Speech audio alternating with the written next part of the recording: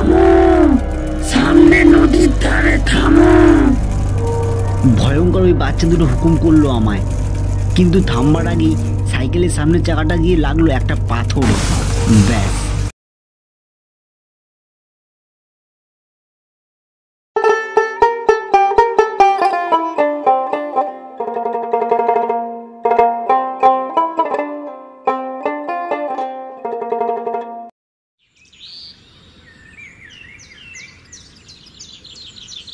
তখন উত্তরপ্রদেশে শাহগঞ্জ জেলায় শহর থেকে মাইল 5 দূরে একটা গ্রামে থাকি।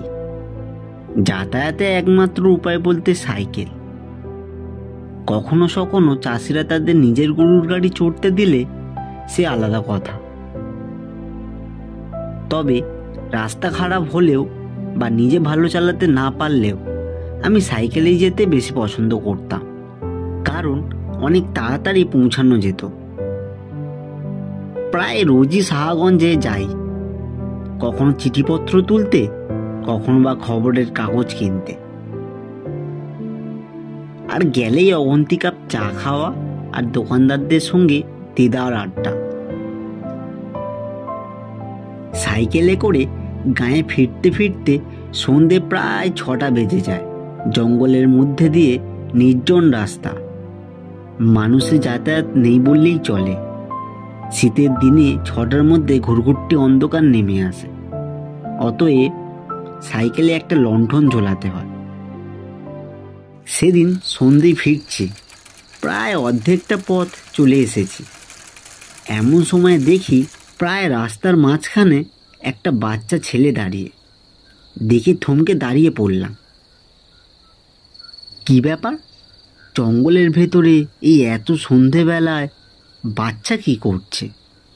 এলাকায় নেকড়ে হায়নার উপদ্রব আছে তা কে না জানে। সাইকেল থেকে নামলাম, ছেলেটার কাছে এগিয়ে গেলাম, কিন্তু ও যেন আমায় দেখতেই পাইনি। এই, এখানে একা একা দাঁড়িয়ে কি করছো?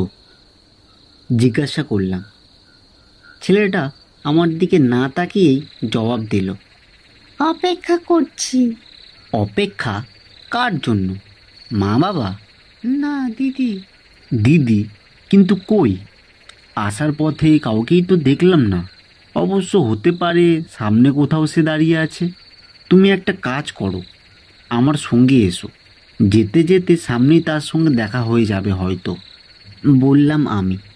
ছেলেটা মাথা নেড়ে চুপচাপ সাইকেলের সামনে ক্রসবারে চেপে বসলো।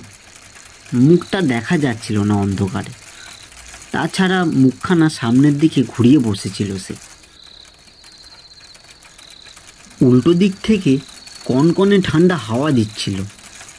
সাইকেল চালাতে চালাতে বেশ কাঁপুনি ধরেছিল, অথচ ছেলেটা দেখলাম নির্বিকার। খানিক দূর যেতেই লণ্ঠনের আলোয় দেখলাম রাস্তার ধারে আরেকটা বাচ্চা দাঁড়িয়ে। এবার একটি মেয়ে, ছেলেটার চেয়ে সামান্য একটু বড়। এই তো, এই দেখো তোমার দিদি, চলো ওকেও সঙ্গে নিয়ে নিই নাকি? মেয়েটা আমায় দেখে কিন্তু একটু হাসলো না, শুধু ছেলেটার দিকে তাকিয়ে একবার গম্ভীরভাবে মাথা নাড়ল। সাইকেলের পিছনের দিকে কেরিয়ারে উঠে বসলো সে। আমি আবার সাইকেল চালাতে লাগলাম। আলাপ জমাতে টুকটাক যাই প্রশ্ন করি, দেখি ওরা খালি হ্যাঁ হুঁ নাতে উত্তর দিচ্ছে। বুঝলাম অপরিচিত মানুষের সঙ্গে কথা বলতে সাহস পাচ্ছে না। যাকগে, গায়ে পৌঁছেই মোড়লের হাতে তুলে দেবো দুটোকে, সেই তাদের বাবা মার খোঁজ করবে কোন। সমতল রাস্তা, কিন্তু তাও মনে হচ্ছে পাহাড়ের চড়াই পথে সাইকেল চালিয়ে উঠছে। তারপর হঠাৎ কেমন যেন মনে হলো ছেলেটার মুখখানা আমার মুখের একদম সামনে, আর মেয়েটা যেন হাঁপিয়ে গিয়ে জোরে জোরে নিঃশ্বাস নিচ্ছে।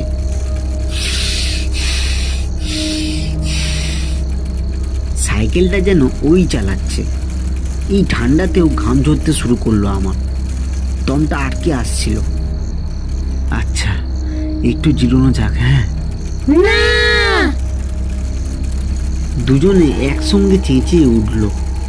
প্রচণ্ড অবাক হলাম, কিন্তু কোনো তর্ক করলাম না।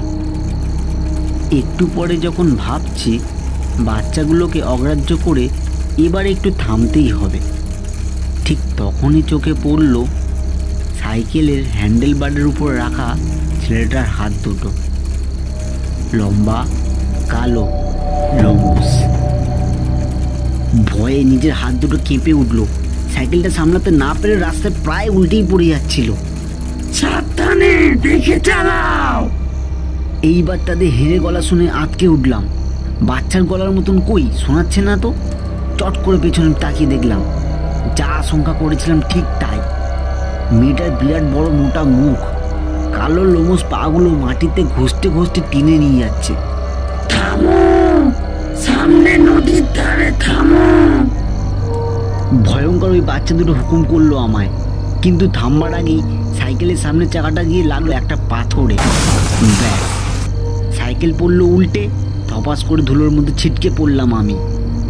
আর পড়তেই খড়ের মতো একটা শক্ত কি মাথার পেছনে এসে লাগলো।